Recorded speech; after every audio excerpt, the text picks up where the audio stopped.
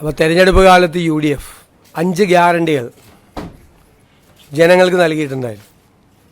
ആദ്യത്തെ മന്ത്രിസഭാ യോഗത്തിൽ തന്നെ അതിലെ 2 ഗ്യാരണ്ടികൾ നടപ്പാക്കാൻ തീരുമാനിച്ചു.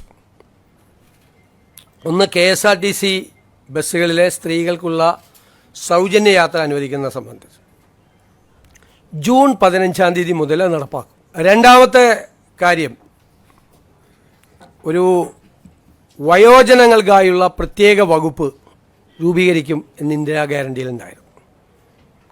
നിങ്ങൾ കേൾക്കുമ്പോൾ അത് തീരുമാനമെടുത്തിട്ടുണ്ട്. വയോജനങ്ങൾക്കായി പ്രത്യേക വകുപ്പ് രൂപീകരിക്കാൻ പോവുക. ഏറ്റവും പ്രധാനപ്പെട്ടൊരു കാര്യമുണ്ട്. ഞാൻ തന്നെ ആശാ വർക്കർമാരുടെ പന്തലിൽ പോയി സമരം അവസാനിപ്പിക്കുന്നതിന് മുമ്പും സമരം അവസാനിപ്പിച്ച ദിവസം ഒരു വാക്ക് പറഞ്ഞിട്ടുണ്ടായിരുന്നു. ആദ്യത്തെ ക്യാബിനറ്റിൽ നിങ്ങളുടെ സഹായങ്ങൾ പ്രഖ്യാപിച്ചു തുടങ്ങും. ആദ്യഘട്ടത്തിലായി അവർക്ക് 3000 രൂപയുടെ വർധനവ് പ്രഖ്യാപിക്കുകയാണ്. ആദ്യത്തെ ക്യാബിനറ്റ് യോഗം തീരുമാനിച്ചു. അംഗൻവാടി ജീവനക്കാരുടെ, വർക്കർമാർ, ഹെൽപ്പർമാർ,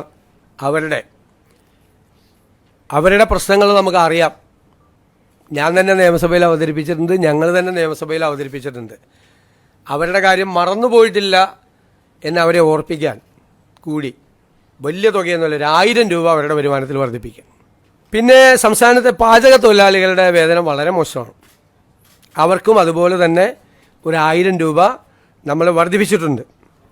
സംസ്ഥാനത്ത് ജോലി ചെയ്തു വരുന്ന പ്രീ പ്രൈമറി ടീച്ചർമാരുടെയും ആയമാരുടെയും ഓണറേറിയം അതും ഒരു 1000 രൂപ കൂട്ടിയിട്ടുണ്ട്. ഇതെല്ലാം നമ്മളതിൻ്റെ സാമ്പത്തിക ബാധ്യതകളെല്ലാം പരിശോധിച്ചതിന് ശേഷമാണ് ഇതെല്ലാം ചെയ്തത്.